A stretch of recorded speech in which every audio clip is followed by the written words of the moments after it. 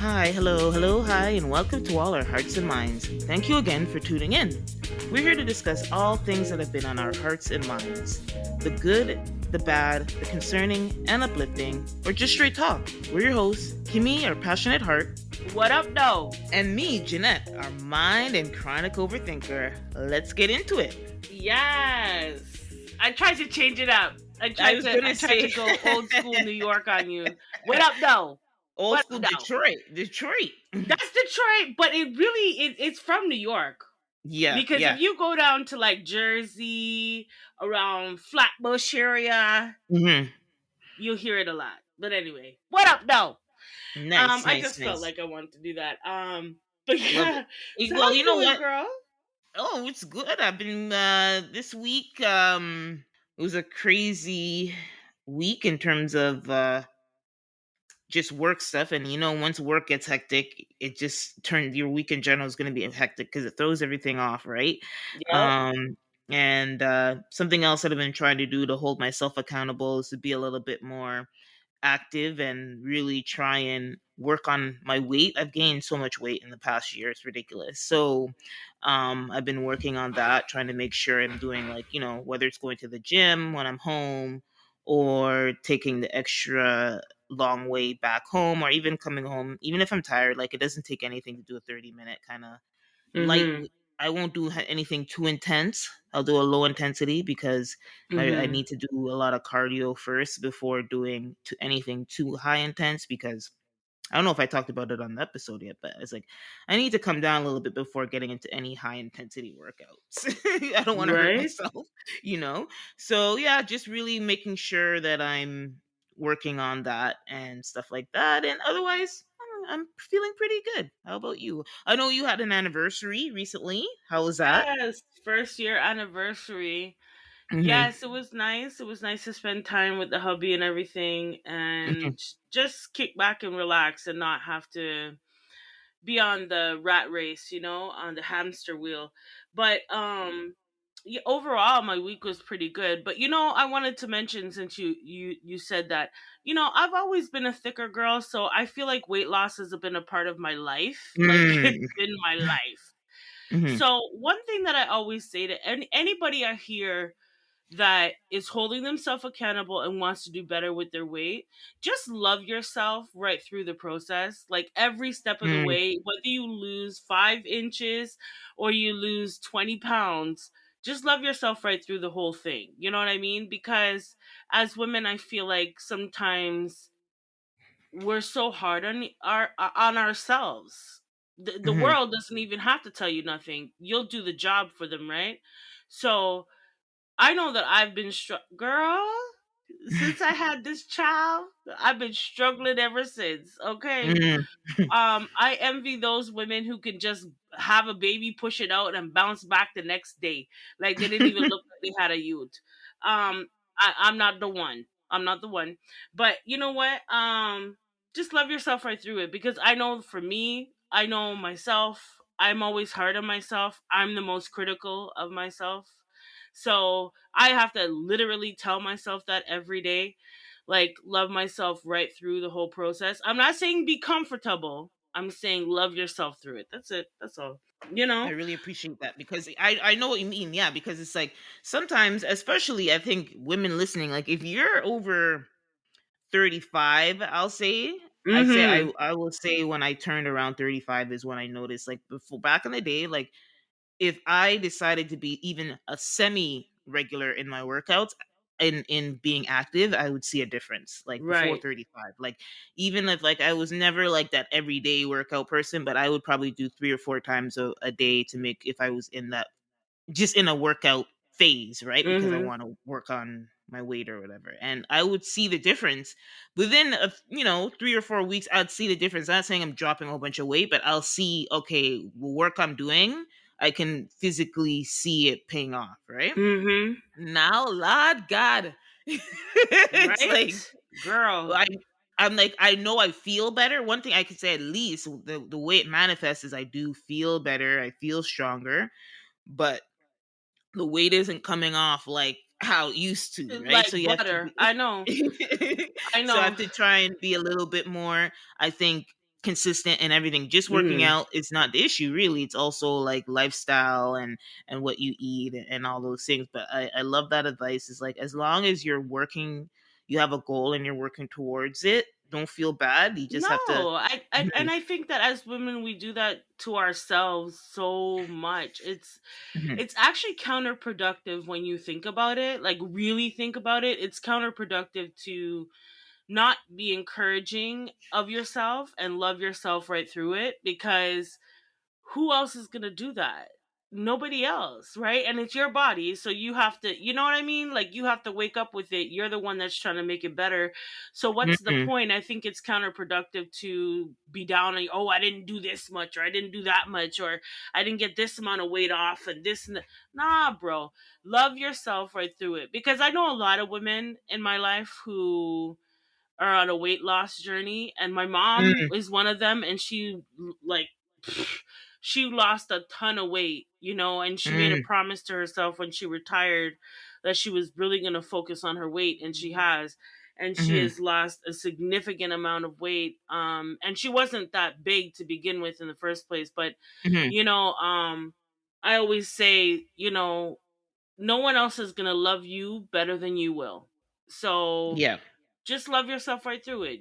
I feel like I've been on this journey for the last 10 years. Mm. Boy, my daughter's 10. No, but anyway, Yeah. um, no. But for real, like I've never been a small girl. I've never been small. So I feel like Mhm, it's something that I've had to deal with my whole life. And so I find different strategies so that I don't, because I'll tear myself down before anybody else gets the chance. You mhm, understand? So mhm, I've learned to love myself right through it, no matter what the stage is. When you are where you're at, where you want to be, and all of that. But I'm just saying, from one sister to another sister who's in the struggles, just love mhm, yourself right through it. Every part of yourself, like even when you do drop that weight, or when you don't drop that weight, or when sometimes you hit a plateau, like love yourself right through it. Like you have to love yourself regardless, no matter how big or small you are. So I'm just saying, that's my Nice. little tad bit of advice, or I don't know. But anyway, Yeah. let's move on into these damn people. Okay, so we'll jump into the headlines. And first, we're gonna jump into something local for us as Torontonians or suburban Torontonians who live in Scarborough or who are from Scarborough. We no longer Scarborough. not both of us. Some of us don't still live in Scarborough, but it No, I is don't, but a that's home where in I'm our from. hearts. It's on my birth certificate, damn it. It's on my birth certificate. Scarborough till I die, Okay. bro. Yeah. Okay, so the Scarborough RT is pretty much, we're gonna have to say RIP to the Scarborough RT. It's a wrap. Um, it's a wrap. Bye bye. So, I mean, I was hearing stuff in the news about the RT, a question of whether the RT was going to be put out of commission or whatever. But I'm like, really, that would be a huge, like, is it that bad? Like, basically my understanding is that the RT was always meant to be something that needed to, like, I won't say temporary, but it was the way it was built is that it was supposed to be completely renovated or upgraded at some point in time. So say I don't remember the amount of years, but let's say 30 years or whatever, Mm-hmm. right? And they say with 30 years we're probably going to need to do a complete upgrade of this system before, for to keep it Mm-hmm. up, to keep it safe and reliable and whatnot. And so recently, I don't know if you remember, but a month or two ago, it actually derailed. Mm-hmm. I heard about uh, that. Yeah. Yes. So yeah, they said it was 35, 30. It's run for 35 years, and I believe it was only meant to run for maybe 25 or 30. So we really forced this thing, and all of us in Scarborough know that the RT, as much as we depend on it, like, and I can explain to listeners, if you're not from the city, this is from our this was the subway that took us to this was the line or the train that took us to the main Toronto train. Right. So for where we live in Scarborough, there's a hub, which is the Scarborough Town Center, and everybody in the hub, we would go to this hub to get to the main train line. That's So right. everybody who works downtown, this is like literally the heartbeat, or the vein Yeah. of Scarborough to downtown to Toronto. Yeah. And so now the option is, my nephew just got a new job and he was telling me like taking the shuttle is killing him. So we have to take buses from that station to another station instead of a train, or that train was probably like 5 minutes tops. It probably took. Now taking a bus from there Ugh. in rush hour is not pretty. So a lot of people, so they held a funeral. So some local Scarbarians went to gathered around the RT at Scarborough Town Center and held a little Vigil. funeral. Hi, boy. For No, real, I've seen the honestly though, photos. it was an important part of Scarborough. Like the RT was a very Yeah. important part of Scarborough. Um, Mhm. we Yeah, need. they're saying 30. No, We what were need you it. gonna say? Like Yeah. this, they said 35,000 people a day Jeez, depend on the RT. that's And a then lot. now school, that is a lot. I mean, I knew it was a lot, but that's that's I didn't a know it was lot that more than I. much, but okay, that's a lot. But you know what? It blows me away how much, but it doesn't in the same breath because the RT was a vital, like you said, a vital vein to Mm, downtown. mhm, And in order for everybody who was in the suburbs to get downtown quickly, um, they would take the RT and it would take you right to Kennedy, which is right on the line that you would need to get downtown. mhm. And when I say line, we have different routes, different tracks. And so Yeah, they know. Yeah, people in this who live in a city, they know. Like New they York is should like, know, right? yeah. But if Mhm, you're from outside of Canada, it brought us to different to the main route, to the main track mhm. that everything was on that would get us downtown. But you know what? I'm a talk more about memories that I had growing up with the Yeah. RT. Oh, yeah. We have to talk about that. The RT was the bomb.com. It was the fastest damn train you could get yourself onto. It moved quick, like real quick. Like you didn't have to stand up and wait for the RT. There was no waiting for the RT. There was always a train coming. There was always a Mhm. train. It didn't have too many stops from Scarborough Yeah. Town Center to About Kennedy 3 or Station. 4. I think it was Yeah, 3 or 4 five, steps. five, five. 5 max. Yeah. Yeah, five stops. And I remember a quick little story about RIP to the RT, but here's my story. So one summer day, I'm a hot, fresh something, little girl, you understand, 17 years old, meeting my friends downtown, summertime. You know, you want to look cute and all this, had my legs out and all sorts of things. My legs were all, you have to put on your lotion because you can't be going dry and crusty, right? Okay. No. So I put on my lotion. The RT is fully, there's nobody here. It's where you're starting on the RT, right? So the start point. So everybody gets on. But there was no one in the cart. This older Jamaican man comes onto the RT, sits down right beside me, yet the whole cart is open and free. Okay? And he says to me, "How your legs look like fried dumpling." That was the first time in my life Sorry. that I Sorry. felt this doesn't feel right. Okay? Needless to say, I got up quick, fast, and in a hurry because he was trying to touch him some dumplings. Okay? And I got off that RT quick time. But I went into another cart. He got the picture. I moved on. I'll never Mhm. forget that day because I felt very like, this shouldn't be happening. You know? Yeah. 17. 17. I could tell he was significantly older than me. Like Mhm. daddy age kind of thing, verging on Okay. grandpa age. You understand? Oh God, So yeah. yeah, but that was a funny moment that I had on the RT that I'll never forget. And then I made sure that when I hooked up with my friends, I told them the whole shenanigans, and they said, "Girl, the things I've been called on the RT." But you know what? what's something you could say about the RT? Because this is important to us all, y'all who don't understand the RT situation. I was trying to I know their stories, that's a fact, because like you said, like that is like, especially when I was a teenager and I had a um my high school job, I took that like almost every day. But Mm-hmm. I don't have one in particular, but I could say something that was kind of frustrating, but when it was rush hour, and I'm sure this is not just true to there's some bus lines that are like this, but you needed to be savage if you needed to get on that train, Let me okay? tell Like you, everybody trying to, especially when you're coming from work, please. the way people would line up right at the edge, At the they don't care about edge. their safety. They're like, I am going to be in front of the line. Like, you better make sure you're up, like shouldering your way in. You will get left. So it was very, I just remember being like, it kind of gave me anxiety sometimes when I was like working and I was still taking TTC like back home.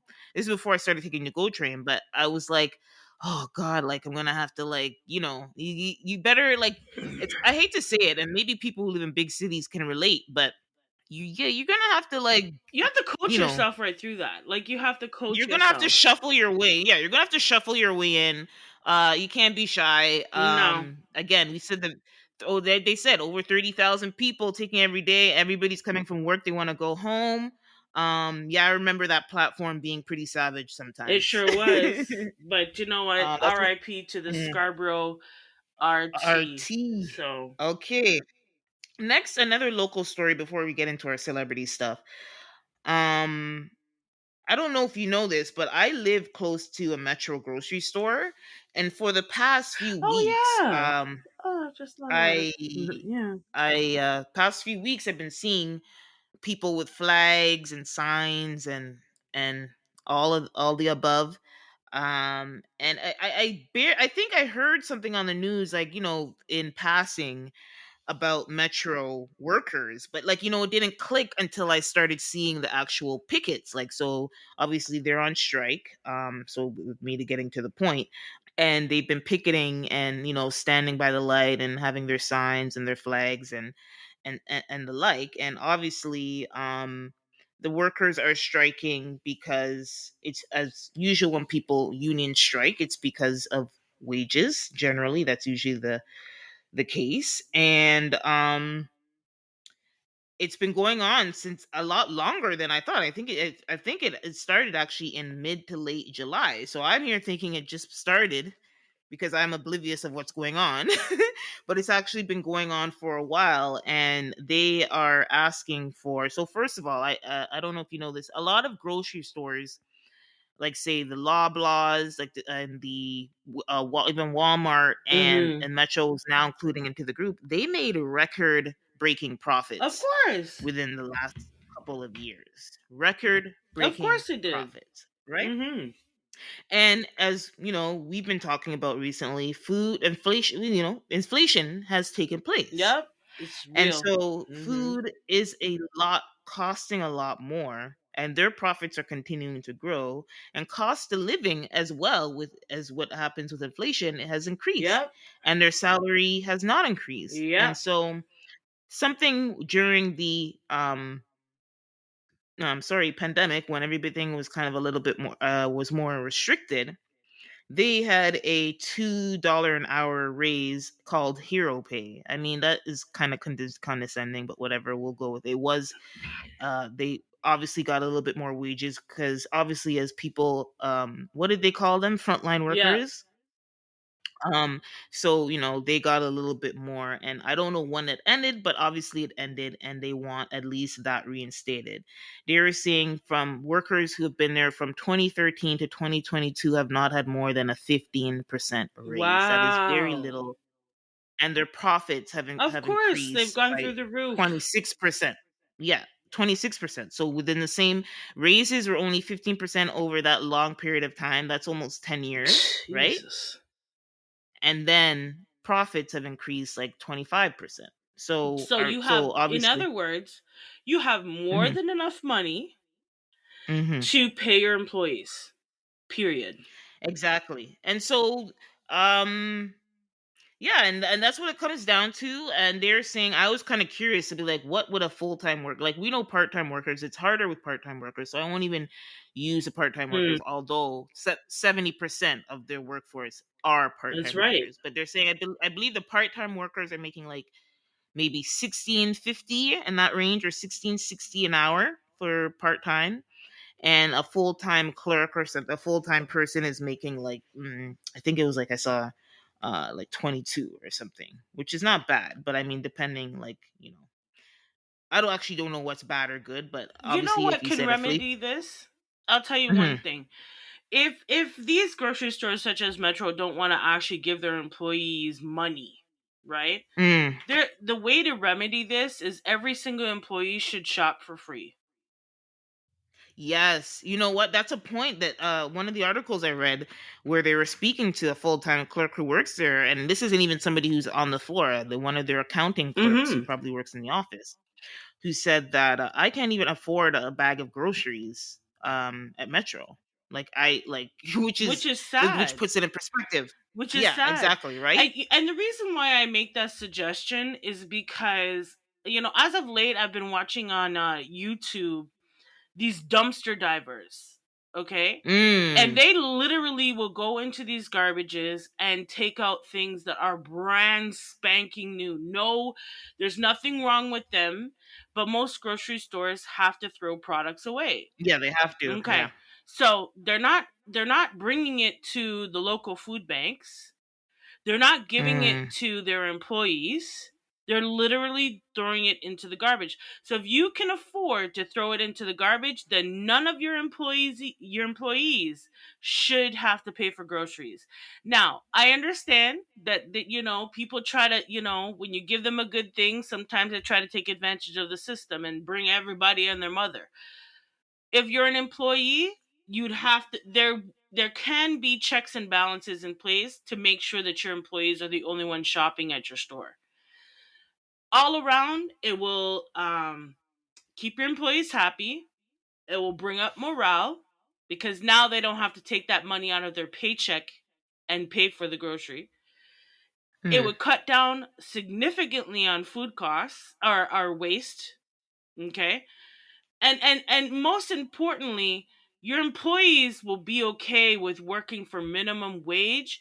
If I think on average, I heard the other day that people spend up to 10 to 15% of their income on groceries now, right now, with inflation. So if I don't have to spend 10% of my income on groceries, yeah, damn right I'm gonna be skip to my loo. I'll be in the aisle. I'll be smiling to all the all of the customers. I'll be having a good old funky Mm. time because if it's not money you want to give me, some shape or form, they should definitely be looked after. And it's a win-win all around if you ask me, but you see there's something called capitalism out there. And the Yeah. big old dirty dog called capitalism doesn't want people to succeed because you need a middle class in order for capitalism to even exist. So you need people like you and I who are working our ass off, who works for a grocery store, who can't even buy the flipping groceries from the grocery store they work at. Isn't that sad? That's capitalism at its worst. Mm. It wouldn't make or break. It wouldn't make or break the company at all. But that's just my Yeah. little old suggestion. I'm not a business That's owner. a yeah, that's actually a good suggestion. And I think if they're just asking, again, I don't know, I don't know the exact list of things, but I'm saying if one of the asks is to get the $2 raise that they already were doing during the pandemic, I don't feel like it's asking for too much. Two Because they percent. That's not obviously could have. nothing. That's not Not nothing. 2%. Well, it's not 2%, $2. Well, $2, two which dollars is is still probably. nothing. Yeah. And They're just so, asking to be able to yeah, because afford the groceries at the store that they work for. at this point, right? And so I love that suggestion about the free groceries. But we'll see. And before we move on, like, I think the last tactic, the most recent news is obviously they've been picketing at the stores, but I know earlier this week, that's why it was on my radar.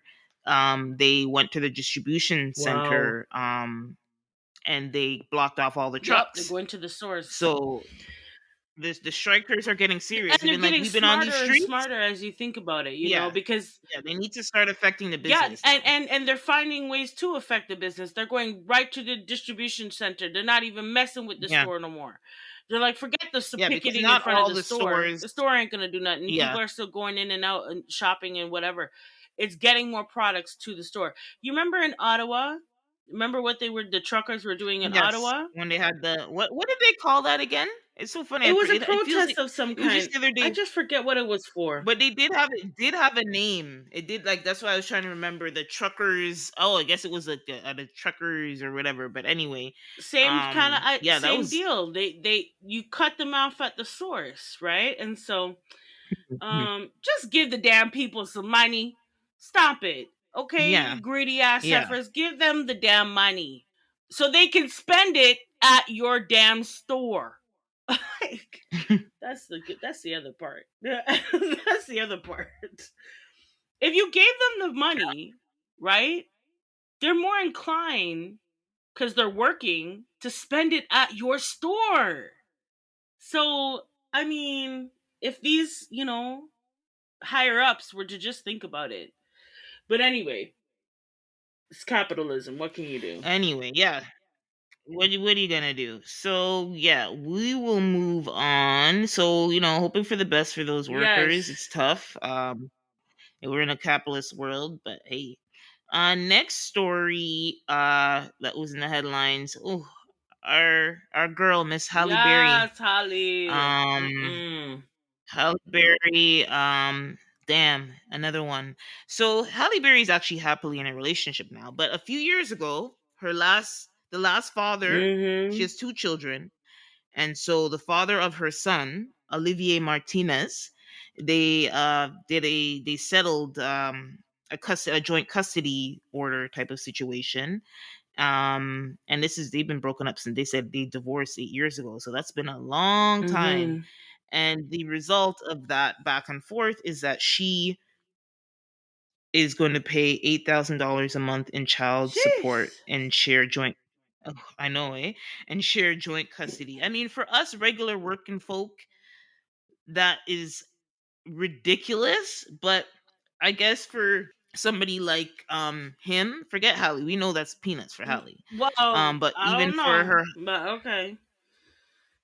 yeah, well, I mean, true, we don't know. Hallie hasn't been really super active in the acting world, but I feel like she has a couple of things going where I feel like Hallie's money is No, I'm good, not but gonna it say that does Hallie's that it. money isn't long. It's long, but it's Hmm. shortening by the month. Yeah, $8,000 and is shortening by the yeah, month. it's true. But That is not it's not chump change by any means mm-hmm. at all. Even for a wealthy person, I think, because if you think about it, a month, like, and then you do 8 times 12, that's 48,000. That's somebody's That's what salary. I'm saying. Um, Okay, that's her the man assistant is getting all salary. right. So exactly, and they're saying that she must also pay him 4% Jeez, of any income he just has his any hand in her income pocket, Regin. Jeez, son. wait. So yeah, 4% of any income she receives over 2 million. That is what was really insulting. Like, I'm not okay. You get the 8,000, fine, buddy. But you mean to tell me he needs to get 4% of my money? Backside feisty. Listen. Mm. That is This is what I'm wild. saying. And like, okay, we know Halle Berry for doing awesome work in the early 2000s, Yeah, I would say up until the like the teens, 2010, she like was steady. the Yeah, teens. she was steady working up until then. But the last 10 years, Nah, no, man, not she hasn't really. been doing anything. She's been sitting down raising her children, and that's fine. That's great. No, Yeah, that's great. yeah. Like, hey, kudos to you, Halle. But we need to see you in something. We need to see you doing something. We need to see you on a show of some kind. We need to do something. Halle, But maybe that's the reason why she hasn't been working. She's like, if I work, I have to give money to. First of all, we can't forget her first baby father. the model, who even was Yes. even worse. She recently, I think we've talked about it on the show. She just recently dealt with that situation to bring that amount. She was paying him a ridiculous amount of money. I think she was paying him at least like 16 or something like that. Minimum 16 a month See? to that guy. And then now you have this Um guy too. So that's a lot of money. It adds up. Like we just said, that's $48,000 a year. That's somebody's salary. Okay? That's mhm. somebody's salary. And he's not doing a damn thing to help you, girl. He's just doing what he should be doing, which is taking care of his children.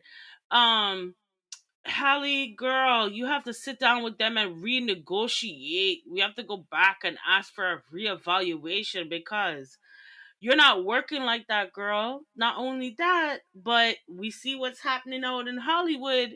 It's not like you're gonna come up with work anytime soon. You know what I'm saying? So I don't know. I might want to go back to the judge in maybe another 6 months or so and say, nah, fam, can't afford. Okay? Or these children are gonna have to stay with me because this is too much. It's a lot of money. Yeah, and Because what we're not yeah, and I forgetting, think she right, probably is that we only hear how much she is to pay to her ex.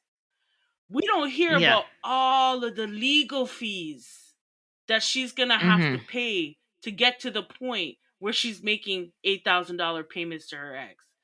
So all of the Yeah. legal proceeding for both matters are on her shoulders. And I know, speaking that I work in the law all the time, it could be hefty. It could be really hefty. It could almost amount to more than what she would have to pay one of those exes for the year. So I'm just Mhm. saying, like, that takes into account, right? And she's fighting. She just fought one. Now she have to come back again. Hallie, how come you pick these mans them that are one for tech everything? Lord Jesus, how come she picked them? The thing is the thing is she was smart in going in with a prenup with when she married. She didn't marry her first um that her first baby father, but she married Olivier, right? And he was an actor too, and he was not like he's not Tom Cruise or anything, but I think he was okay. Like he got Yeah, but he jobs, still came right? for her money. Um Mm-hmm. yeah, but yeah, I would say recently I haven't really seen or heard much about him really since Me this too. relationship. Hallie's So paying for his. Listen, so it even it's embarrassing for him even too. Like he's doing it, but it's like it looks even embarrassing because like, oh damn, times are hard, buddy, because you need $8,000 a month. You need it's like if he was, it's almost better if he was asking for more, but it's like you need $8,000 a month. So it's unfortunate, but it's just that the judge, they can ask for these exorbitant amounts of money because unfortunately she probably has assets and such outside of, let's like forget all the money we've seen her accumulate in her career, because at one point in time she was at one of the top earning, she was pretty up there in terms of earnings. Like she was like, for a woman, a black woman, she was doing pretty good for herself, right? But on principle I think it's yeah, disgusting. she has done really well for But the thing herself, is and that's I think the but the part that thing really is kills me is that all of it is gonna go towards child support. But well, well, not not all all of of it, it, but I but mean, there's seeing that you're not, mhm. you don't, she doesn't have it coming in. I'm sorry, she You don't doesn't know. have it coming No, in. but the thing is, just because she's not acting, remember, there's investments, there's business. Like I know she has some fitness thing, she Oh, has okay, some so side thing she she's put doing her that's money doing up. pretty good. Okay, Yeah, good. yeah, and I'm saying I think she's done. I think she's, trust me, they wouldn't be able to ask this amount of money from her if she didn't have it, right? And I think she fought a lot harder this time because she saw what happened with the first baby father, and she's like, I am not going to get screwed because she was paying him a ridiculous amount of money. I think this is fair.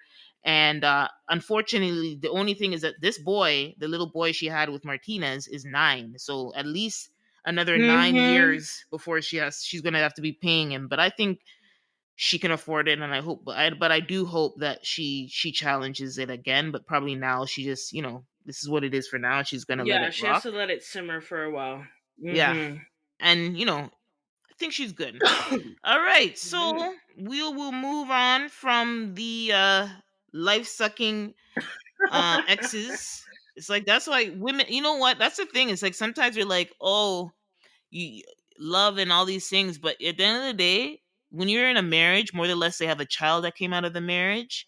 That's why you don't want to have a partner that's like it sucks. There's a double standard from the woman to the man, Mhm. but that's why sometimes the man having a man, even though you can make the life with them and everything is good, it's like if things crumble, you're like we've seen it. Mary J. Blige. It's like the fact that he some men are shameless enough to come after your money, and sometimes it's the ones that don't have much going for them who are the most shameless. Well, yeah, So or the most greedy, especially most with greedy, Mary J. yeah. Blige, her ex, yeah.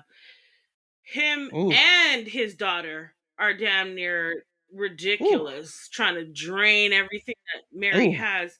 Mary should kind of, not to say she should be retiring, but she should be taking it easier in her career now. But Yes, she yeah. can't do that Mm-hmm. because she has to pay the alimony. Um, Prenup, ladies, prenup. I mean, you get screwed if you have the kids, you're screwed. But I mean, at least do the prenup because if she, this could have been worse if they didn't have a prenup, right? In mhm. terms of the money she'd have to pay Martinez. Anyway, we're gonna move on to another disgusting man, Oh, Irv this one, Gotti, he needs to get over himself. aka Like, I can't. He's too Irv the much. Perv, aka Perv Gotti. So we had an episode, literally, I think it was called Irv the Perv, listeners. And when he first was bringing up the relationship that he had with Ashanti back in the day, Murder Inc. They were hot, and she was a princess of Murder Inc. And he dropped that bomb following her interview at the Breakfast Club when she mentioned that she was going to re-record a couple of her albums with her hits because she didn't own the masters and Irv wouldn't give her the masters. So she was doing this to get her money right. She's doing a Taylor Swift, and I really respect that. It's like, somebody screwed you over and you're like, no, no, no, no, I'm not gonna let roll over and Right? let you win. And he was upset about that, clearly, for him to go on again. It was Drink Champs with what's his name? What's the Puerto Rican guy's name? Fat Joe? What's his name? No, he's not a No, Puerto no, Rican. no, no. Oh, Noriega. Noriega! Drink Yeah, champs! he's the host of yes, yeah, Drink Champs. And so he was on there, and that's when he dropped that. And then so fall, everybody was disgusted, and we talked about it, everybody was talking about it, right? And there was a fallout, and then following that, not too long after, a few weeks after, I think people were asking Fat Joe, who was also like very close to Irv Gotti and the whole Murder Inc. crew, like he was cool with them. And he said, you know what, that was, he straight up said that um what he pretty much said he was disrespecting Ashanti. He found that disrespectful to talk about that, and pretty much called out Irv Gotti. And so, he said that was a sucker move or something like that. So recently, within the last week, I think it was last weekend, Irv Gotti was on Drink Champs again, same Mm-hmm. show, and I don't know how it came up, and I almost feel like he literally went on the show to address his problem with Fat Joe. And Irv Gotti said that, yeah, him and Fat Joe are not in good terms, and he feels like they're not brothers anymore because of what Fat Joe said online about Irv Gotti's behavior and his comments about Ashanti. And so he went on and said, he said on the show, Fat Joe was my brother. I do not feel Fat Joe is my brother anymore. I guess it's a cancer trait because once you show me who you are, speak negatively about me, it's over. Well, those cancers are very sensitive. Mm-hmm. Sure are. And speak negatively about me. And his defense and Jaw's defense is they do shows with Ashanti, but Rule would never come out and say Gotti's a sucker. Fat Joe said Gotti's a sucker. I gotta pull back and regress from that because if I was to go and respond or anything, it could get crazy. He never apologized. He was on some if I'm your brother, I should be able to tell you you're wrong. Okay, I'll stop Yeah, there. it's He's just goes crying. on and on and on. Um, Yeah, but he's saying, like, I mean, what I could give him is or in terms of being upset or being like wants to like be distant from Fat Joe is, I guess, maybe Fat Joe could have called him.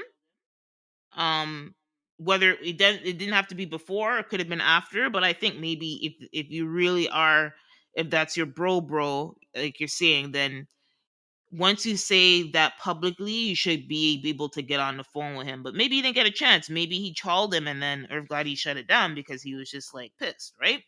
But Irv Gotti, first of yo, all, Irv basically, Gotti is too damn emotional. Okay, like he has his yeah, panties in right? a knot, like constantly. Like it's constantly in a in a knot. Like, and the way that he goes about it too, it just makes him such a pom Yeah, pom. it's I really can't bitch even deal like. with it. Like Irv, you need to go sit down, have several seats someplace, okay, and tell people who actually give a damn. Nobody cares, nor does Ashanti or Fat Joe. If you don't like them anymore, oh well, keep it pushing. Like I find that Irv Gotti, when he's hard up for cash, he goes on Drink Champs, Mm, okay, and starts talking about mm, people who are doing more successful than him, such as Ashanti and Fat Joe. And you go on there crying like a little bitch about things that honestly are so insignificant to both Ashanti and Fat Joe. They don't care. They've mm, moved on with their career, they've moved on with their life. And so should you. Stop going on Drink Champs, crying your tattoo tears on stupidness. Like, honestly, go make a hit. That's what I need you to do. I need you to go hook up with your boy Ja Rule and go make a damn hit someplace. Like that's what I need you to do. Because this just looks so pantyish. Like it just looks so like, are you serious? Like anytime you hear from Irv Gotti, it's him crying about 20 years whining. ago and his relationships that have ceased. It's done. It's over. Let it go. They have. They've moved on and they've left you in their dust. So please, nobody cares. Like I can't stand Mm, him. He just makes he's such a pom pom yeah. about it. Like first of all, he likes to mention things that obviously were between Fat Joe and himself or Ashanti and himself. So he likes to be one of those AKA friends that when you're no longer friends with them, they want to chat out your business. That's who he is. That's the type of Mm, person he is. And I'm sorry, I can't get he's down with giving people that. like that. Lastly, go fix your life. Go fix your life. You have a lot of turmoil in your life right now, and I think you should focus on that. You know what I mean? I'm hearing his kids, they don't like Yeah. him too much. His ex wife, draining him for whatever money he has Mm. left.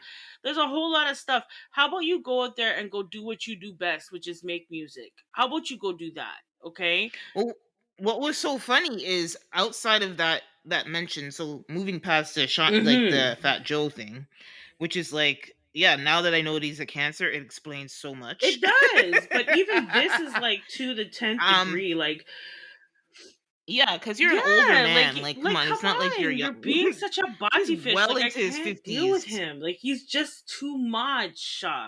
Like stop whining. So, yeah, so something else that he said on the interview that I thought was kind of wild was I guess they're talking about, I guess, relationships or girls or whatever, if he's dating or whatever.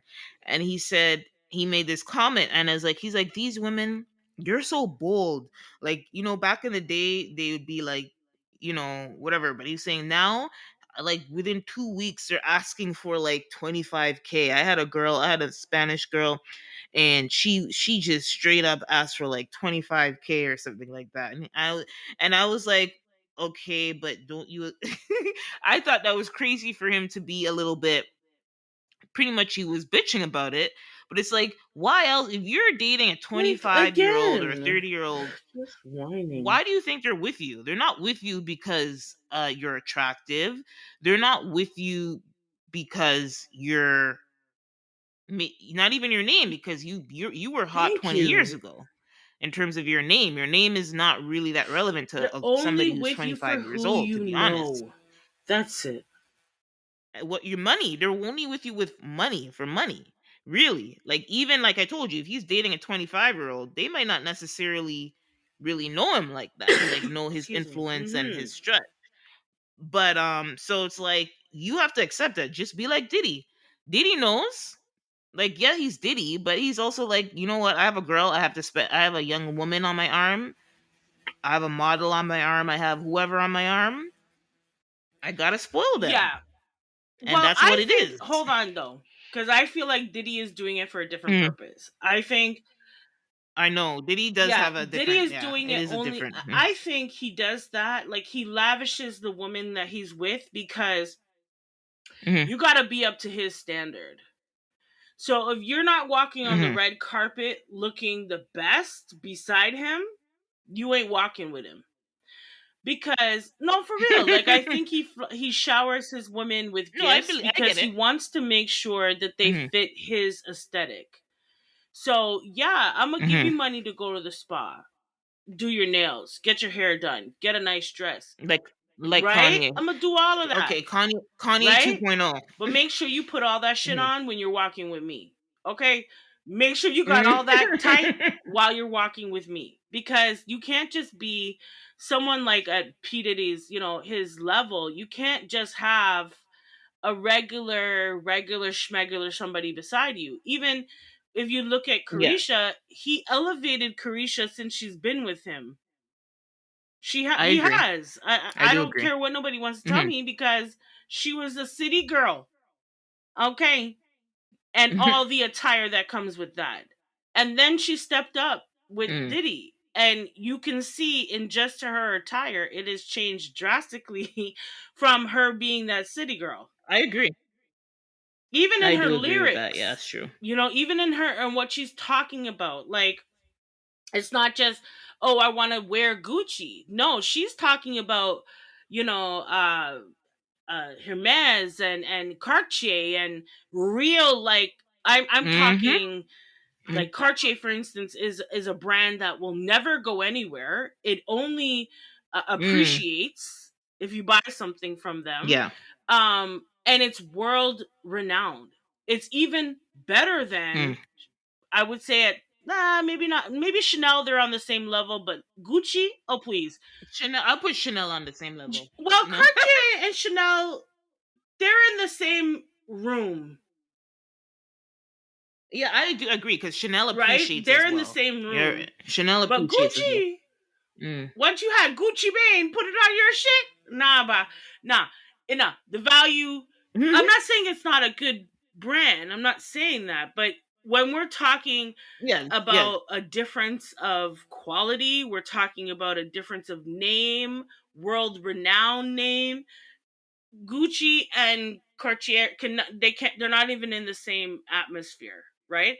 And so you can tell Mhm. even with Carisha and how she talks and her raps and the brands that she's throwing out and stuff like that have changed drastically from when she came out as a city girl because she thought Gucci was end all be all to it all. Yo, she's now even listen, she's coming, she's like, if we can't forget Thank Carisha you. Please, her show as well. Like he that alone, outside of the fashions and the taste that he's brought to her, um, that's another big thing. So totally get what you're saying there. But Yes. anyway, that's the old dirty old man portion Yes. of And this Irv of the Gotti, show. please get it together.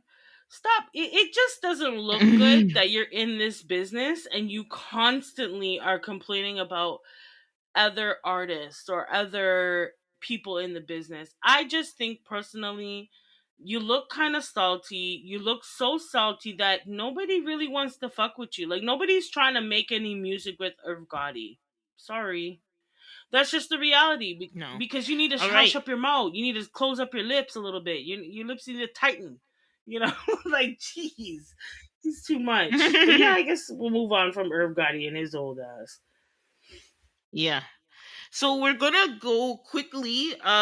We had to talk about this past week was the World Track and Field Yes, Championships, and our girl Shakiri Richardson showed up. We had an episode about Shakiri about a couple years ago, when a little bit after all the drama happened with her, with losing her spot on the Tokyo Olympic team, and just that whole drama that she went through up into them having the championship race, and she came dead last. Yes. I I remember, I think I went in a little bit much on, I think I don't think I went in, No, but I I was went in laughing on a her lot because I was like, "You on talk too that damn much, episode. and now you want to lose this damn race." But that's okay. She came back to shut me up good. That's okay. Yeah, so recently, she won gold for the women's 100. She won silver in the women's 200 meter. And today I was watching the one by one, and she took the US home for them Yes. to win gold in the for 100 women's 400 one by one, and US got actually the men's 400, sorry, 4 by 100 as well. And yeah, the US, as usual, the US is always going to rack it up, that's not even a question. But I think the highlight of the US team was Shakiri pretty much redeeming herself on the world stage. And if you were paying attention to her all year, then you knew that was entirely Yes, it possible for was. her to get that gold. And the only woman who had a chance of taking that gold away from her was Sharika Mm-hmm. Jackson. And Shrika got caught by surprise. Everybody watched that race. I don't want to. It's actually a really exciting, one Yep. of the more exciting Mm-hmm. races, as well as a women's one by one. Amazing race. The 200, Shrika Jackson blaze up the track to win gold. So that was crazy. And the other big story was Noah Lyles from the Mm-hmm. US. He's a male sprinter, and he got the men's. He was trying to come after Bolt. I mean, it's fine to set goals. I mean, I think the times, based on the times he was putting up, I don't think he was there yet, but he was trying to come after Bolt's records. And I mean, he did meet his goal of being the 100 meter and 200 meter champion, which was Bolt was the last person who was able to do that. So kudos to Noah Lyles of the USA. Our Jamaican men are Yes. coming up. They need the women to have it on lock, but the men are very young, but they're coming up. I saw some great things from there too. So World Champs is on. Check out the highlights on YouTube if you're a track and field buff, like myself. It was very exciting, and exciting to see um, the final. What's final next tomorrow in terms of races?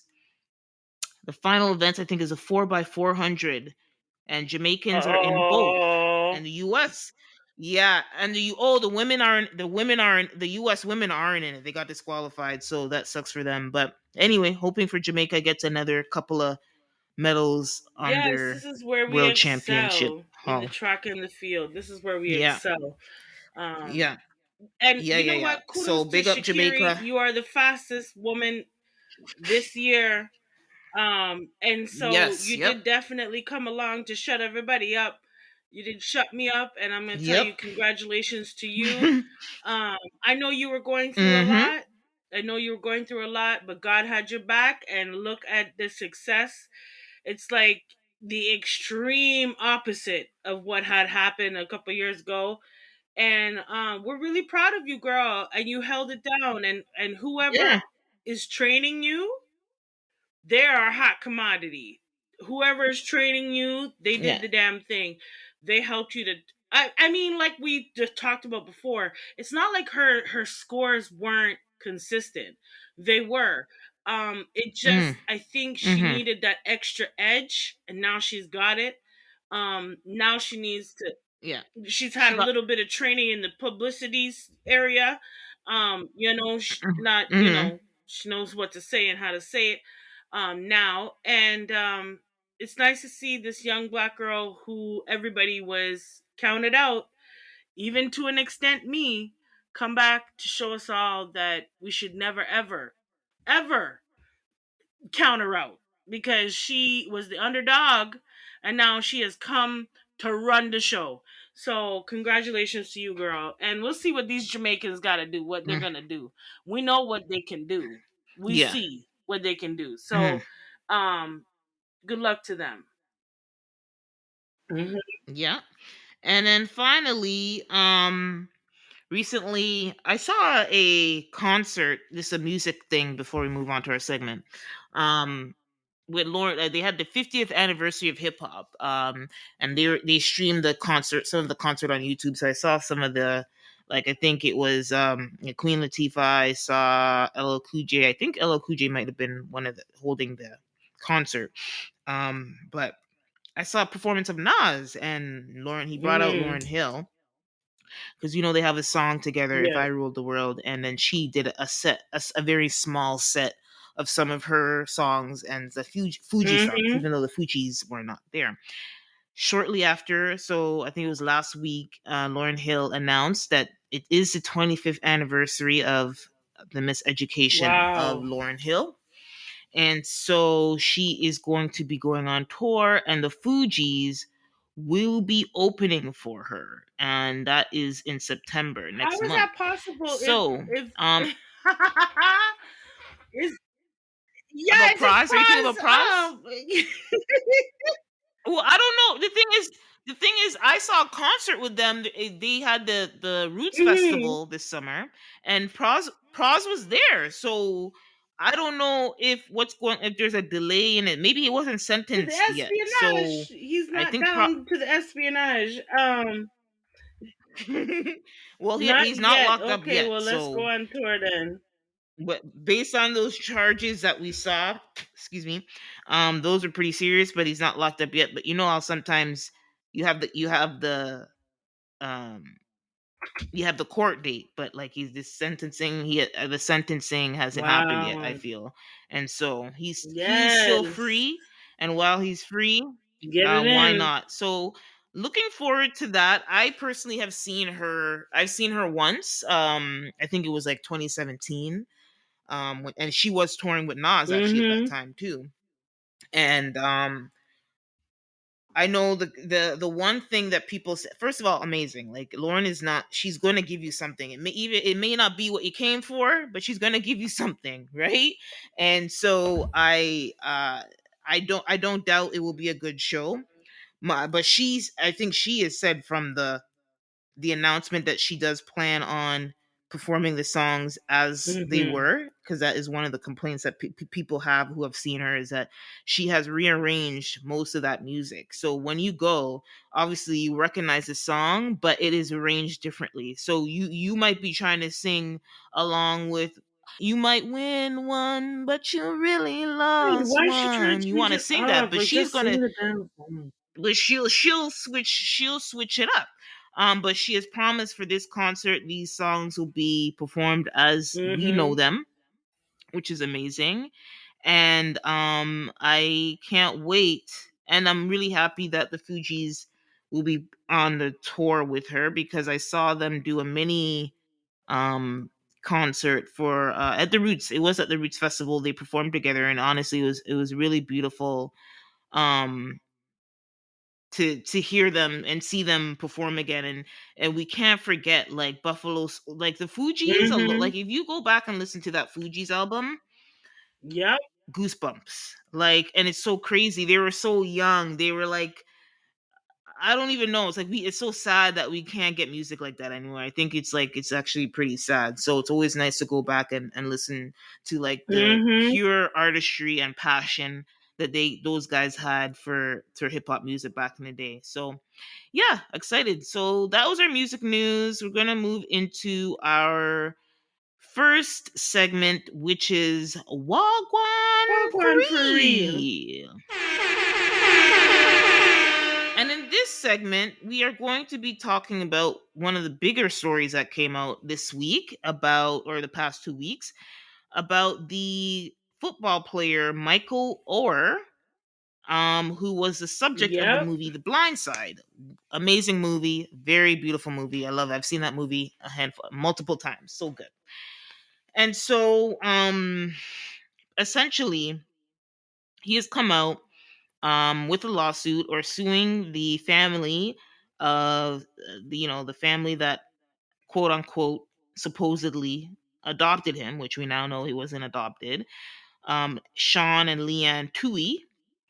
And he is filed a petition to end the actual conservatorship that they had over him. And that's pretty much his claim, that he was misled into thinking that the documents that were signed were for an adoption versus an actual conservatorship. So the husband has since gone to the Mm-hmm. media and mentioned that the reason, and explained the reason why it was a conservatorship and not an adoption, is because when they did this, I believe he was this is what he's saying. I don't know, but he was saying, which it could be true. Oher was over 18 when they did that. So you can't adopt somebody who's over 18, which obviously that makes sense. To me, that's logical. But it's not the fact that he did a conservatorship. It's the fact that you misled the person to thinking that it was an adoption versus an actual conservatorship. Because we know with Brittany, a conservatorship gives the guardian, whoever is a holder of the conservatorship, rights to, in this case, what we really know what's important is a financial Mm. control, right? Um, Well, yeah. yeah. So, So, how I mhm, feel about this gentleman, we were having briefly a conversation about this, and I wanted to ask, why? That's my whole thing. Why? mhm, Why now? Why at all? The conservativeship, he started, I believe, when he was 18. And he started that because mhm, at the age of 18, they couldn't adopt him. And so he mhm, used this yeah, conservatorship as a way for for him to be in their family. Right. And, mhm, right. So Blindside, we discovered, was in 2013, I think, or 2010. And mhm, he's now coming to say this. Why? Your money tight. Your mhm. money hard up. What's the Of deal? course, Because mhm, I just don't understand probably, why you would do this to these people now. I know there's mhm, in terms of ending the conservatorship and stuff. I totally understand that, right? But by time you mhm, were the age of like 20, 25, you're making your own money, you're successful, you're able to keep yourself afloat on your own. Why didn't you take it off then? I just don't understand mhm, why. I feel like the timing is speaking volumes to me. The timing for me, it seems too contrived. It seems too obvious. You're hard up. And now you're mhm, coming for the one set of parents that actually cared to be your parent. Um, And I find it really hard, what I'm about to say might rub some people the wrong way, but I really don't care. Why are you going to bite the hands that feed you? These people, you decided you were 18 years of age and you wanted these people to be your parents. You went out of your way to be a part of their family. They helped to get you in spaces that you probably wouldn't have gotten into if you didn't have them on your side. Okay? Let's just call mhm, a spade. Um who you are today is primarily because of them. So I find it very insulting. I find it very concerning that he would think that now is the time to go and do this.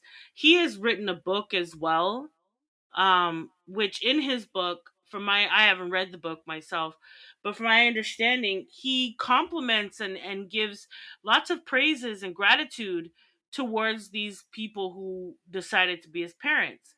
So I think maybe there's something that I don't know or something that's not being said. Um, but I find it very strange that he's decided to now try to sue those same parents that he chose. He chose. yeah. Well, here's what I'm going to say. I think you're taking, okay, that's one way to look at it, and I'm going to look at it the dark side of it for me, for these two white people. or white folks, the Tuies, let me call them by their name, the Tuies. I'm gonna look at the dark side of this. And at the end of the day, like, you're asking the question why. I think it doesn't matter why, because if you're screwed over, it's good. It's better if you're catching that you got screwed over now, then it's better to catch them now because it's based on principle, right? And so the dark side of this is these people. Yes, the boy was in need, and somehow you stepped in whatever way that they say that they did, and they gave him somewhere to stay and fed him and clothed him, and that's good. But there are people who will do things for you when they know there's something they can get something back in return. It doesn't mean like you didn't Yeah. do right by them, right? But that there is a darkness in what you're doing for them, in that you Yeah, it's not expect pure. something Right. in return. And from what I understand, unlike the movie, he was already on a track. He was already known as a talented football player, and the movie makes it look like they kind of pushed him into football, but he was already Mhm. playing football, right? But he did have a bad family home and no stability. So obviously, this family, I without a doubt agree that the fact that he was with the connections that this family had was the reason why he was able to go into a D1 school and eventually get drafted. I don't doubt that. But two things that I think is really dark that they did, where I'm like, yeah, like get what you're owed. It's just a matter of principle, right? Um, First of all, the fact that they made it seem like it was an adoption, Right. right? Because that's fine. If you didn't, it's fine. We understand now. You explain it. I'm like, yeah, you can adopt an 18-year-old. That's makes total sense. But why did you not say that at the time? Why did you make it seem like it was an adoption? That is the first dark sided thing that they did. Second dark sided thing they did is when they signed the release their rights for the movie, that people are keep on mentioning, oh, they split a certain amount amongst the family, and when they split it, the amount, it was 14K. That is only the amount of the flat amount. So let's say they agreed to Mhm. 200,000 for the story, but what people are forgetting is that they also, yes, 225,000, they signed their story over to the movie execs for, plus 2.5 of all the future defined net proceeds contingent on Orr signing. So Orr is a Mhm. football player. Here's where it gets nasty, and why I can't, like, I get what you're saying is why bite the hand that feeds you, but it's like on principle, these people were greedy and misleading. Again, they don't Mhm. need them. They're wealthy already, but it's like, why would you take advantage of this person? Then if you're good, then why do you need to, like, essentially kind of steal from him? So 2.5 of future defined net proceeds. That movie, I think I saw that movie net over Mhm. 300 million. So if so 2.5, even if you want to take off whatever taxes, whatever fees, 2.5, even let's say Right? 2% of 300 million is a It shit ton of is, but money. we're not talking Right? about a And so, young man anymore. This is a grown man. yeah, so here's is the problem, Kim. Somebody forged his signature. The studio would not have um like agreed to these terms if Orr did Right. not agree, right? Orr is saying in his lawsuit that there is a signature on there that is not his signature, and he did not receive any proceeds for Mhm. that movie, right? So yeah, he's looked at the documents and everything. And I get what you're saying, but remember, this is a guy who's already doing well for himself. When the story, yeah, oh yeah, great, my story's out there, made a movie, blah blah blah blah. But if you're already making, I don't know, he's a professional football. He wasn't He like wasn't first he wasn't line. like a I know he A-list wasn't, football star, but he and did he make made a good book money from what I've about seen, his right? life that did well. Yeah, So yeah, and so yeah, but so does that mean that no, people no, should still rob robbing you of your is one portion of your thing. story in the movie? Robbing is one thing. If they are No, no, no, but Not robbing, you're but you know right. what I If mean. If they they are misled, signing like, his name mhm. to things that he doesn't know about and collecting money and stuff like Yes, that, that's a whole different yes. conversation that I Mhm. need to see come out in a court of law. Yes, right? And he's married to a black woman. And here's what I think happened. Again, we're all speculating because, like you said, you asked your question why. We don't really know why, right? But he's married, he has a family, and maybe somebody or whoever, you have friends and stuff, and people ask you questions that you probably didn't think about before. And now you go and look at documents and you see whatever, whatever. You're like, nobody came to me to sign to receive, like saying that they needed my signature to make the movie. And now that he goes and looks at everything, he sees a signature of the person who's a lawyer on their conservatorship. He goes on there, he sees a signature that's supposed to be his, but he was not presented with any document. So that's where, we're getting into a weird, it's like, yes, we want to believe these people did good things, but they also could have done a really And like that is nasty thing, which very, is very looking like, possible. I need to see it pan out in a court of law because I'm not yeah. saying by any means that he should allow them to steal from him just because they gave him, a shot in life. That's not what I'm Okay. saying. But what I am saying Okay. is, why now? Why now? Why all of a sudden? This movie has been out for over 15 years. So, in terms of residuals, in terms of money being split from the movie, that would have done happen. So, okay, maybe it came to Mm, his knowledge. For me, the first set of people I'm trying to yeah. sue is not my Mm-hmm. parents. I'm trying to sue the place that I had the actual contract with and say, why didn't you do your due diligence? Why didn't you make sure that I was here physically signing the paper? But no, no, no, no, no. But they don't have. Yes, the Remember, they have a conservatorship. contract Yes. with these people, and as far as they are concerned, he signed it. As far like that's But what what that was I don't presented understand to about them. that part, So though, Jeanette, now, to be if quite honest, mhm, is that once he got where he mhm, was going, why didn't he cease the conservatorship? he didn't know it was a conservatorship, But initially, in he order did for not. him to be a part of their family, Yes, that the misleading. So now they presented it as an adoption. That's where the nastiness part one. we need to It pay close started attention there. to this right here.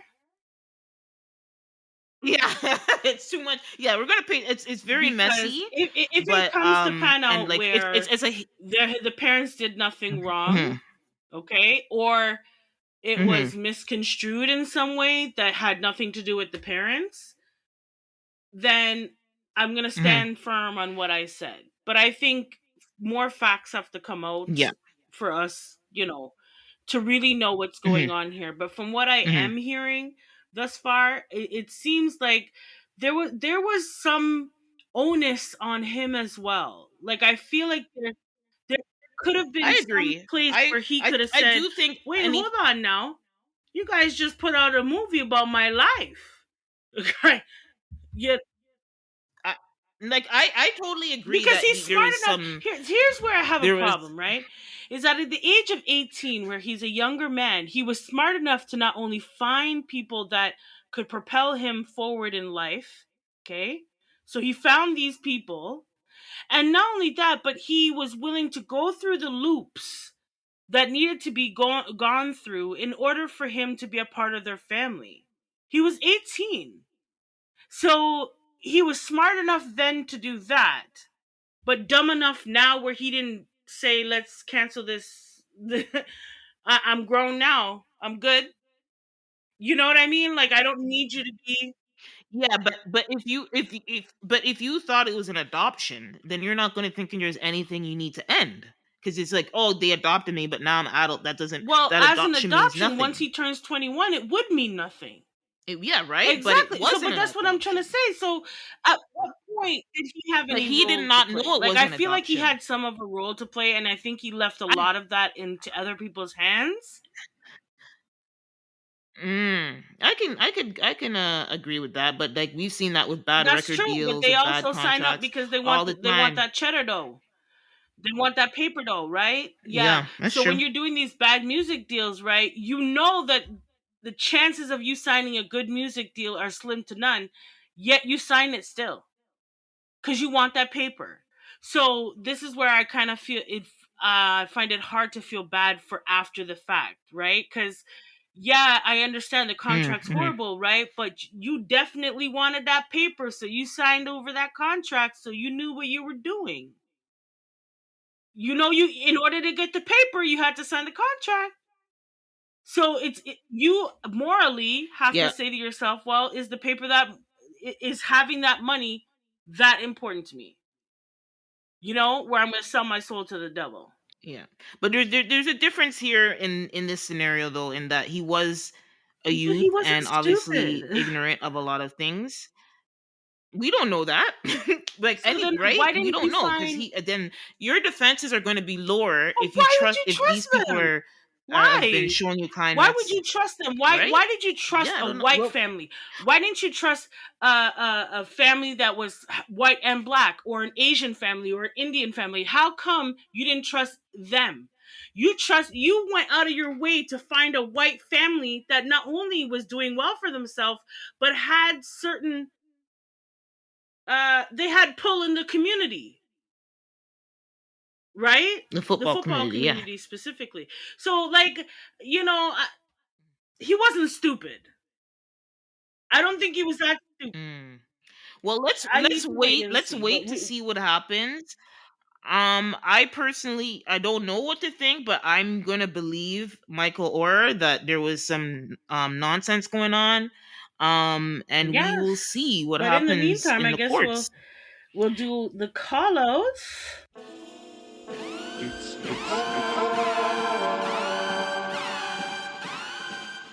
Yes, this is Call where out. we put each other in the hot seat and we ask each other some questions that have to be answered. And Hmm. so, just for the listeners to know that once we do finish the call out, we are going to wrap up this show. But my call out question to you is, okay, would civilization be better off if the internet had never been created? Of course not. Really? Easy. Nope. You I don't. don't believe that. No. The No. internet. Would No. The civilization internet. be better off if internet had Mhm. never been created? No. Absolutely not. I know why you're asking that question and why somebody would say no, but my answer for saying yes is now I feel like there is a lot of gaps in knowledge that have and can be filled. You can be somebody who didn't go to like a special school or a or were super had great grades to get like to go to Harvard or whatever or have some type of specialized training, and because of the internet you can go there and learn for yourself. You can learn another language that for a country you've never been to. You can make friends or connect and have relationships outside of your immediate circle of wherever whatever community you're in. I truly believe that as bad as certain negative comes out, things come out. We're better for having the internet for Well, sure. when I saw this question, because I didn't come up with this question, I'll be honest. When I saw this question, Yeah, it's okay. I'm struggling to answer because I'm kind of in the Hmm. middle, you know. And the reason why I feel like I'm kind of in Hmm. the middle is I do see how the internet, like you were saying, has definitely expanded civilization. I definitely see how we've developed. I definitely see how it's a positive. But then I also see the other side. And Hmm. there's a lot of negatives that the internet has brought to civilization as well. Um, Yeah, Now, this is yeah. why I find it hard to definitively say one side or the other. I'm kind of in the middle. And it's funny because I'm in the middle, and that's also the experience that I have with the internet, where I'm in the middle. I don't have social media. I don't, not up for it.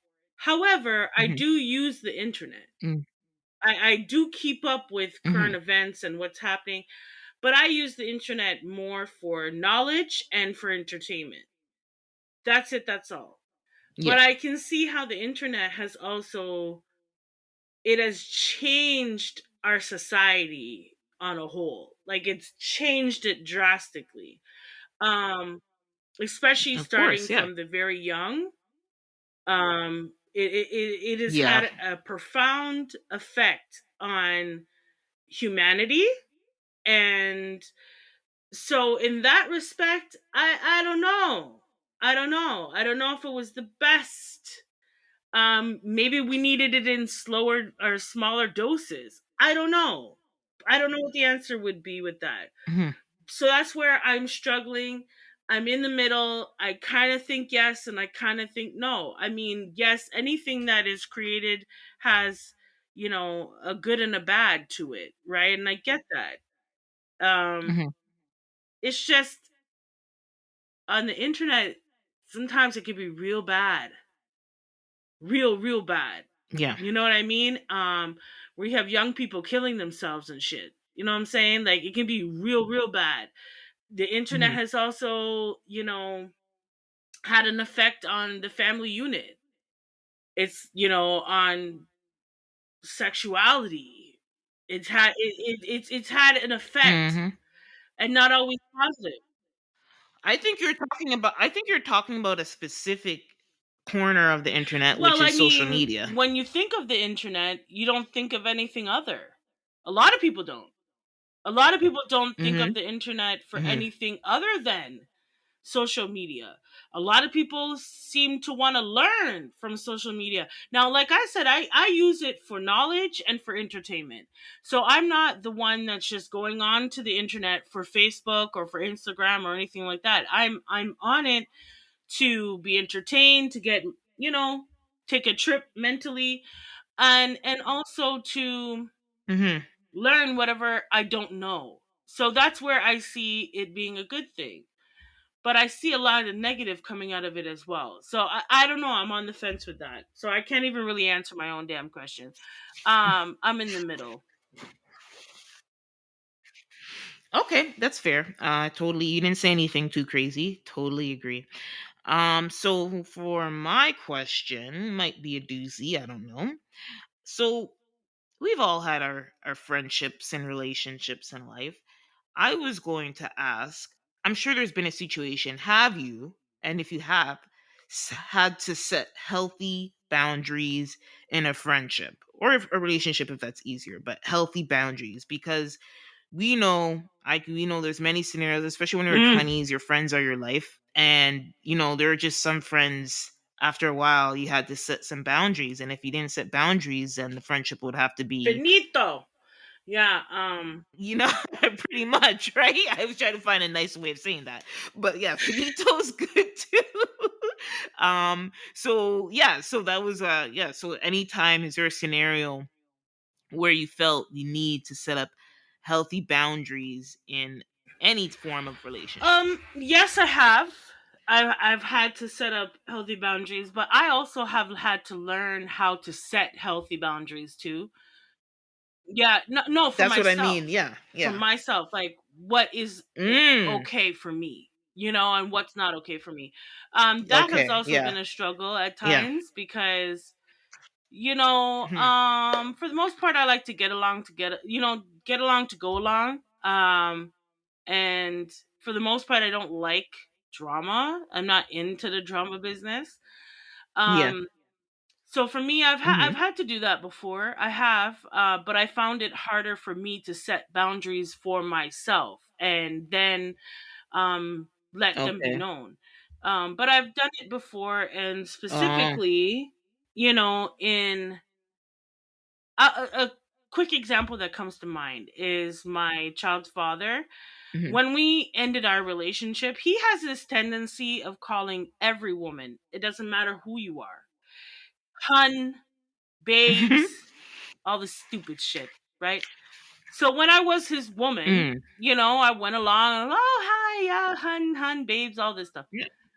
Then our relationship was Yeah. done. And he still to this day, I have to tell him, do not call me hun, do not call me babes. My name is a three-letter word. K-I to the M. I don't understand why this is so hard. I don't want you calling me anything other than that, you know? But it's a small example because then I started dealing with my husband. And I for damn sure was not going to be in a situation where my baby father's calling me hun while he's standing in front of my man. It just doesn't work, you know? Mm. And I just No, didn't want to no, be that in could. that awkward position. And on top of that, I wanted him to understand that Yes. no, you're not going to mix me up and blend them with all the other women in your life. You're not going to do that. Exactly. It is a mental it's thing, also a and mental thing too. he It's just like a any woman mental. that's in his life, Hmm. he likes to round you up into one category and call everybody the same thing. So I wasn't about that life, and for other reasons, I had my man, and I'm not there with you like that. It's calling your Hmm. spouse or your significant other or someone special in your life hun or babes or whatever is Yeah. a term of affection, and I Yes. wasn't about that life, so I had to let it be known to him real quick, fast, and in a hurry. No, we're not doing that. We're not doing that. Don't do that. Don't Okay. call me that. I like that. I Mm. don't think that you have the right to mix me up and blend me with nobody, you know? And so I'm gonna let Mm. it be known. And so in that relationship kind of situation, I had to. In friendships, you know what, with me, Jeanette knows me and my track record with friends. That's why she a laugh, she a laugh after me, but that's okay. And keyword Healthy. healthy. Healthy Keyword boundaries. healthy boundary. Yes, it's hard. No, but you know what? Honestly, me and Jeanette have been friends for many, many years. Many, many years. Hmm. Like I can't even remember how many. But to be quite honest, it's been a long time we've been friends. But we've I always been know. able to just pick up back. You know, always been able to pick up Hmm. back. We Hmm. already understand each other's boundaries. We already understand each other and how we flex and how we roll. And so it's never been an issue there. But there have been friends in my life where it's like I have to cut and clear. I have to cut and clear out of this because these people trying to drive me mad. You understand? They're trying to drive me mad. Somebody just have to cut out. and Yeah. and Hmm. I wasn't really, back in the day, my late 20s, I was Oh. MIA, literally. There's people Yeah. that we both Yeah. know, and they know. Like Kim Yeah. just literally just vanished. That's fair. And I guess, well, that's a good setup for me because then I would say, I know that's, I guess you have set up boundaries, but you also Yeah, maybe didn't, like in the fact where you're just like, I'm like, she just cut and cut clear, as and you said, clear. We cut done with and it. clear. 'Cause Kim, Kim went MIA. And that's, that's fair. And whatever you can handle and what, I think, yeah, whatever is safe and comfortable for you, I think at the end of the day, then you got to do what you got to do. And I'm never and going to be to quite honest, it wasn't judge that they anybody for did that. anything to me. It was that I was in a different stage in my life and I wanted different things. I just didn't know how to get And there, and I needed to buckle down and to focus. And the people that were in my they just no, weren't and about that. that's still yeah. And you know what? There's not. It doesn't need to No, be a conflict. I think that there are different reasons for having to set boundaries, whatever they are. And I think that like that scenario you described is, of course, yeah. Again, you don't it need a is. reason, You but should that is have a reason, definitely a and that's strong one thing reason. that I've learned is that you can't just cut and clear all the time. Like you Well, just can't do that all the that's time. kind of where I was gonna go. It's not healthy for the So, psyche uh, either, and it's mhm. not healthy for that other person because I've learned through that there have been people who have come back years later and tracked me down and asked me why. And it was like, wow, I didn't even think about how it was affecting the other person. I didn't even think I was just in a different space and I needed to do what I needed to do and I did what I needed to do and I cut and I cleared. However, Mhm. that's not always the best. Mhm. You live and you learn. I'm a lot different than I was now, or Yeah, yeah. then that I am now. And so I'm more willing to set Mhm. those boundaries and say, listen, I don't like this. This is not going to go on for me, you know? And that's, yeah, and I think like you said, you're not only you're helping yourself by establishing that boundary, but you're also being fair to that other person, and that, okay, this is, they Exactly. know And it's why, fair. and usually your boundaries are usually to protect yourself, and so not necessarily be, it shouldn't be taken as anything by the other person, but we know how people Yeah. are. They might And take it maybe I a would certain way, too. but Maybe I can't wouldn't be too. responsible for that. You But what can't be about you responsible for though? that. So here, so for me, yeah, I think it's a hard thing. I think, Uh-huh. especially with your friends, like, your close friends. I think I've always found where people who are just like, who I would consider an acquaintance or friend of a friend, I'm Mm-hmm. like, good. I don't have no problem doing that straight. But for your close friends, I always feel like, or like you said, or if you're in a relationship, there's like, it's Mm-hmm. harder to put those boundaries, especially if you know friends for like a really long time, and so I would say 2 or 3 years ago, I started putting up some boundaries with one of my close friends. As like, you know what? I think there was just too much Mm-hmm. chaos in their life. Like, it's like, and that's Mm-hmm. fine. That's your life, and we're You grown know? folks, so I'm never Mm-hmm. going to uh, tell Right? anybody what they should do. I will be, I was a listening ear, and I tried to encourage and do say things without being intrusive or Right. judgmental to the best of my ability. But, I just, that's it. That's your situation. But now it's like that chaos. If somebody who you care about is in chaos or in a negative situation, Mm-hmm. Sure that's going to will. affect you, right?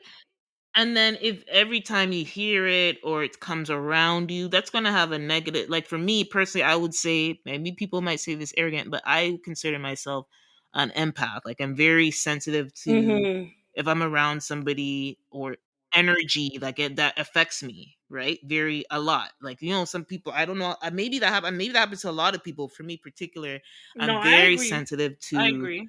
emotions and energy around me, and like prolonged exposure to it will affect me. So even if I'm having a great day and I go in an environment where there's like some Mm-hmm. weird, negative energy or something happening, Yep. that's going to ruin my day. It's not my problem, but that energy around me is going to ruin my day, right?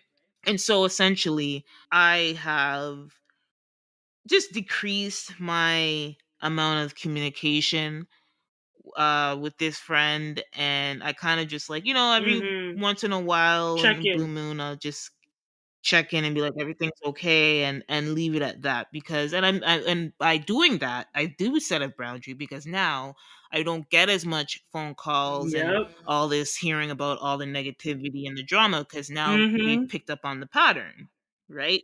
They picked up, and they're respecting that boundary that I have put in terms of all the weird, all the That's right. challenges that they're facing is not Which being it should unloaded never on be. me, It should never right? be. And so I get, like, all of us want to be helpful, but I think as somebody who, I'm We're over, growns. we're big We're people now, growns. okay?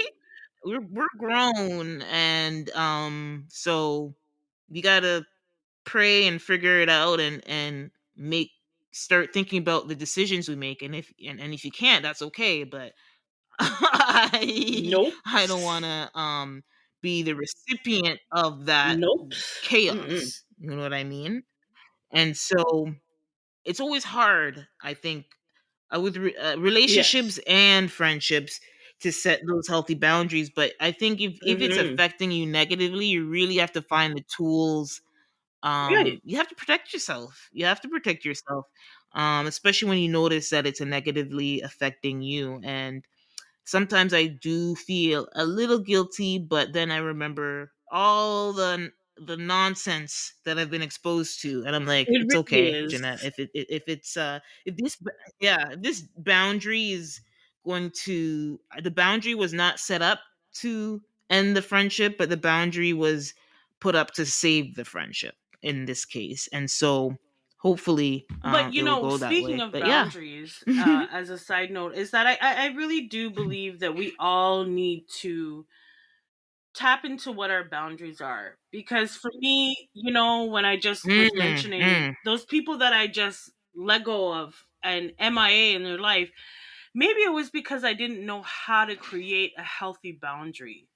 You know, I didn't know how yeah, yeah. what those were, like what they are for me.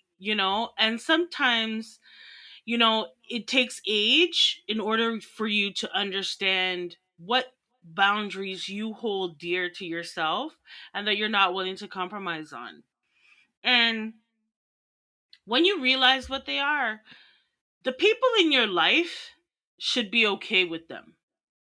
If they're really down for Mm, you, mm, they should be okay with them. So in this situation, where you've had to set a healthy boundary, they've obviously caught wind. They understand it, and if yeah. you want to save a friendship or a relationship, you got to set them. And it has to be understood and it has to be accepted. They might not know why. They don't even need to understand why. They just need to know that this is the boundary. And if they're really in your life for, Yeah. the long haul, they'll understand it and they'll keep it pushing and you can continue to be friends with them. The people in my life that I did not set those boundaries for, I think, to be quite honest, in hindsight, God was moving them out of my way. He didn't want me to make boundaries with them. He didn't want me to have them in my life still. He wanted me to delete them from my Mm, life. And that's exactly what I did. But now, as an adult, I've learned that just setting some healthy boundaries could save a friendship or it can save a relationship, mhm. between mother and daughter or between daughter and father or whatever the case might be. Yeah. Ooh, we didn't even we didn't Oh, even talk girl, about the I'm parental still trying to boundaries, create but those. So yeah, let me that let me ooh. try. Let me try a little bit. But yeah, no, and generally speaking, it is difficult to set them, but the people who really rock with you in life, they're going to understand the boundary and keep it pushing in your friendship. They're just going to keep it pushing because you generally mean more to them than whatever boundaries that are set. And Mm, I think mhm. boundaries are healthy and I understand how healthy they are now. Now, when it comes to the child parent dynamic, yeah, I'm still working on it. Okay. I'll let you know how that goes. Mhm. Because my mother is Jamaican. Okay. And she don't play. So I'm still trying to figure out how to make those boundaries. But for the most part, I think once you leave your parents' house, it's easier to set boundaries. It's a It's a little little, easier, but not oh, a, I have you okay, know, so uh, a quick two a, a quick 2 minute story about the parental boundaries because this has happened this week. So the past couple of weeks I did not go. Usually I will go and visit my parents. I mean, I mhm. always call my mom in the week, but I usually sometimes would go on the weekend. Last couple of weeks I didn't go because I just wanted to be at home. I just wanted to be home. And so on the Monday, my mom found her way here on Monday. I work from home on Mondays, and she brought some food or That whatever, was the and she excuse. The came food because is she the thinks because I excuse. didn't she yeah, she thinks because she thinks because I didn't go there that I'm upset about something or something. So she came. She didn't say, she's talking to to my aunt, and she said something. I was like, "Oh, see, that's why she came." So it's hard. Like it's very hard because even if you want to put up the boundary, they'll This be is like, the "That's not boundaries. what None happened." of that. She came and she took the bus home. Like that's how she came here. We actually had a nice little day. I was working and she was here, but I was like, "Oh my god, mom! Like I can't. Can I not No. come over for a couple of weeks?" That's what she's trying Anyway. to tell you. She's trying to say no. You better find your ass over here. No, but I think child to parent is a lot more difficult because we, even though we're grown and our parents know that we're grown, they see that we're grown. We're living grown people life. You're still their baby. You're still going to be their child. You're Mm, still going to be the one that they concern about. Imagine for 18 years of your life They had to concern themselves with every single aspect of your life. And for some of us, that lasted until we were like 25. Okay. Mm. And for some of us, they might have given you a little independence, but until you're out of their house, you didn't have no independence really. Not really. You know what I'm No, saying? not really. No. Because it's still their house. So as a parent now, I can understand like why it's hard for them to see that, especially with my dad. Like he still treats me like I'm a 6, 7 year old girl who doesn't know nothing about nothing. We were talking about, no, honestly, we were talking about cars the other day. And this is a point of contention with me and my dad is talking about cars. And, I'm telling him, I need to get an oil change and da da da. Oh, well, don't go here for the oil change and don't go here. Listen, I'm going to pull in wherever they give a damn oil change. You understand? I don't give a shit. Yeah, he's oh, don't go here and don't go. I'm like, whatever. In my head, I'm like, okay, sure. But for him, he still feels like I'm that little girl who can't make a decision between what mechanic to go to get an oil change. And I don't know if it's so much that he is playing that fatherly role or if he's playing that man role of that's how they show they care. Do you know what I mean? Of taking interest in the things that are around you. So your car and taking an interest in, oh, you made sure you did the locks and make sure you turn off the stove and unplug the microwave at night. And these are things that I think as a man, they feel that they should do to show that they care for me, an adult woman. So there's times Mm. where I feel like he's doing that, and there's times where I just feel like he talks to me sometimes like I'm a lot, like I don't have no damn sense. Like I didn't go to university. I didn't, you know what I Mm. mean? Like I have no damn sense about life. So setting boundaries with him could be difficult, but with my mom, yeah, they don't exist. You know, they don't exist. They just, I can tell her. We could have a conversation about it, and yeah, it just doesn't work with her. And so I just realized that, I have to make the boundaries smaller. So they're more attainable. Okay, Yeah. can't make them too big. But, all in all, I think that a positive note for this, I guess, show is that boundaries are healthy. They are healthy. We should Yeah. all have a little bit of boundaries. You can't just be a free for all here. We just can't do that because then you're not happy, and your happiness is important just like anybody else's. So whatever it is that you need to Mm. do to be happy, do it. Okay? Because it's only one life we have. It's only one life we live. You understand? You One understand? life to So we have to live. make sure that we do whatever it is that we need to do to make ourselves happy. And so, with that being said, we do hope that your hearts and minds were activated on this week's show. So, whether you lead with your heart or your mind, please stay passionate and thoughtful. We will talk to y'all real soon. Bye.